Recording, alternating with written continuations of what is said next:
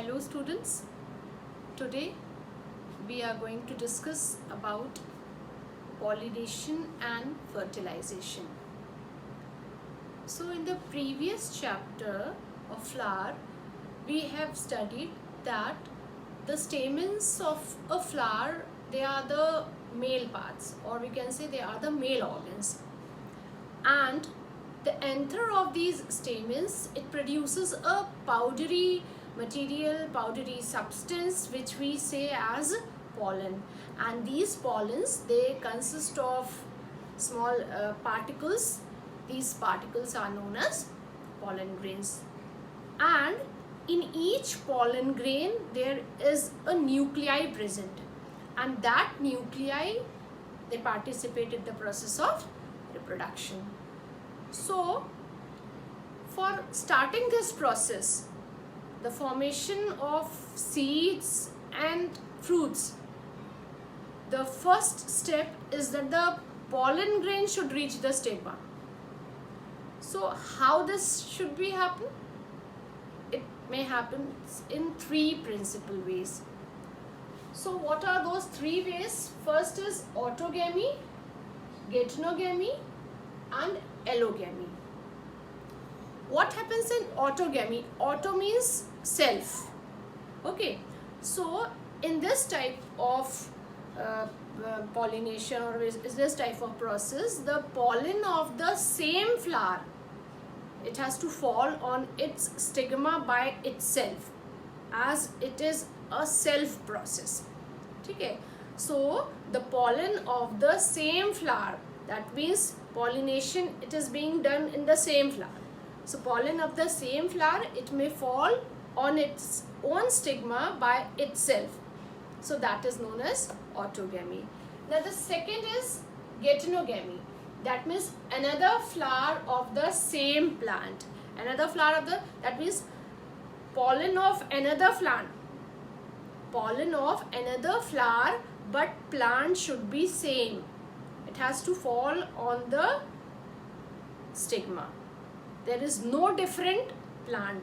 Plant is same, but flower is different. Okay, so the pollen of another flower, but of the same plant, it has to fall on the stigma. It is known as geitonogamy. Geitono means neighboring. Third is allogamy. In this, what happened? An flower of another plant of same species. So the pollen of the flower of another plant, but the species of that plant should be same. Okay, it has to fall on the stigma. So that is known as allogamy. Allo, it means other. Okay, so this transference which is occurring in this type of pollination, it occurs because it has to follow, there is another plant, so there should be some agent involved in that. So these agents are wind, insects, है ना? So, or the term used for this transference is cross pollination, because two different plant is involved. So when two different plants are involved, so there must be some agent involved. Okay? So that is all about autogamy, geitonogamy, allogamy. Autogamy, that means pollination between same flower, in same flower. Geitonogamy, in another plant of the same plant, plant is same but flowers are different.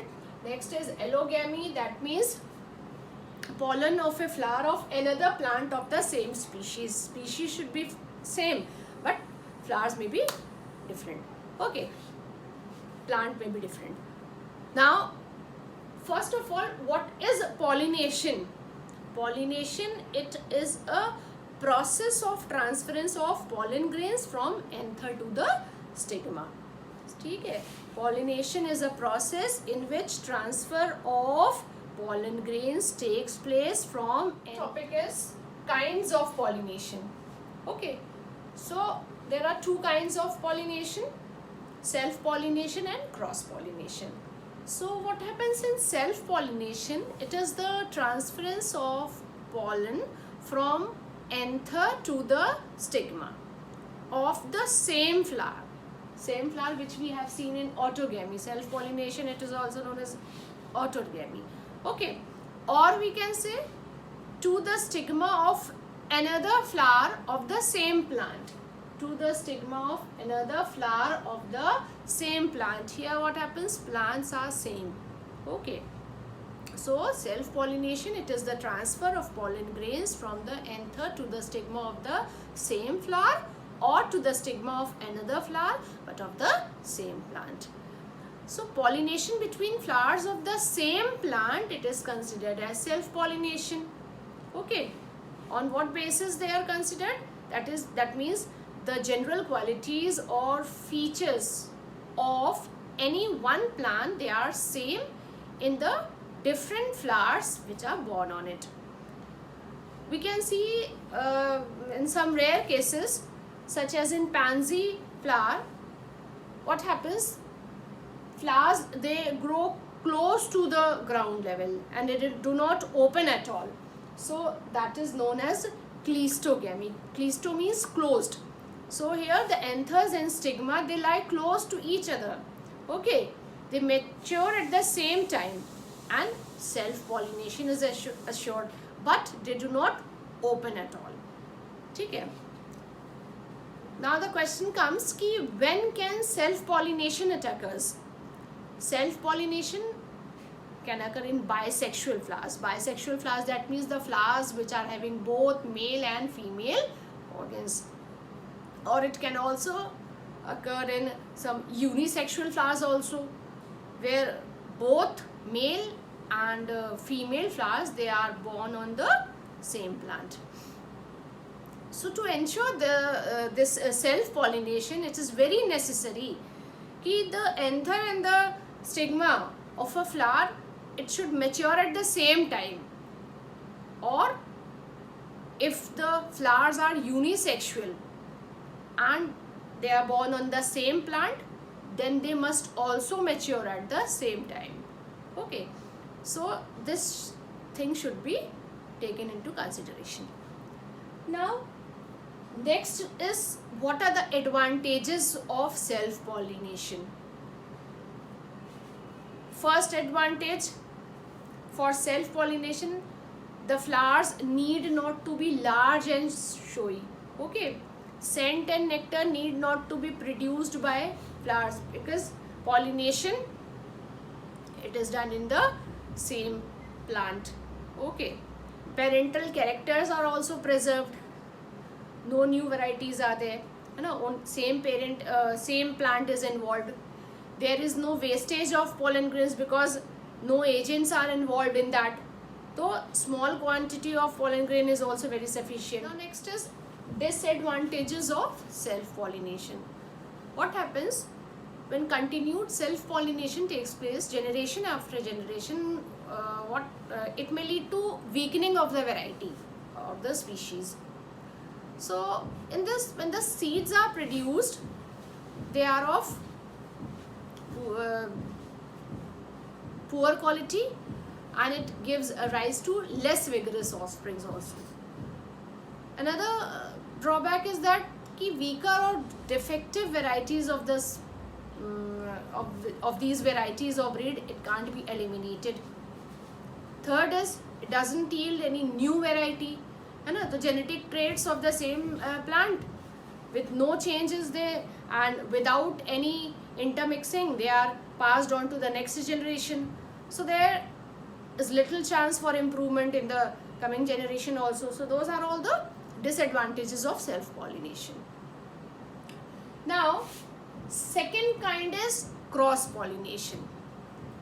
Cross-pollination, it is the transfer of pollen from the anther of flowers of one plant to the stigma of a flower of another plant, but the species are same.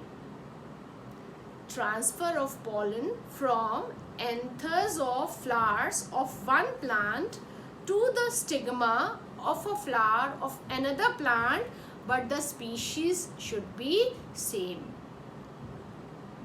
It is also having advantages and disadvantages. So advantages of cross pollination, the offsprings which are produced, they are healthier. seeds which are produced, they are also much in number. Third is कि new varieties may be produced because two plants are taken. Okay, so two different varieties of the same species are being involved in that, so new varieties are produced by this process. Okay, so those are all the advantages of cross pollination. Now here also disadvantages are. So what is the disadvantage? Lot of wastage of pollens will be there because the pollens have to be produced in large quantities to ensure the chance of pollination. Process is uneconomical for the plant because flowers, it has to be large, colored, showy, scented, and they have to produce nectar for attracting those pollinating agents. Pollination is not always certain in this case because some pollinating agent is always needed, because without these agents this process is not going to be done. Okay, so some pollinating agent is always needed which may or may not be available at the proper time. So those are the disadvantages of cross pollination. Now nature has evolved certain methods in which self pollination is prevented and cross pollination is favored. So there are some devices or conditions which favors cross pollination. So these are as first is unisexuality. When a word unisexual comes, that means the flower may be either male or a female. So when the flowers, if they are either male or female, and they may be born on separate plants, so in this way cross pollination is the only possibility. For example, in palms and papaya, what happened? Papaya usually has a separate male and female trees, but less frequently they may also be a hermaphrodite tree which is bearing both kind of flowers. Okay. For example, if we'll see in cucumber, the male and female flowers may be born on the same plant. Next is dichogamy. Dichogamy, that means different timing of maturation of the male and female part.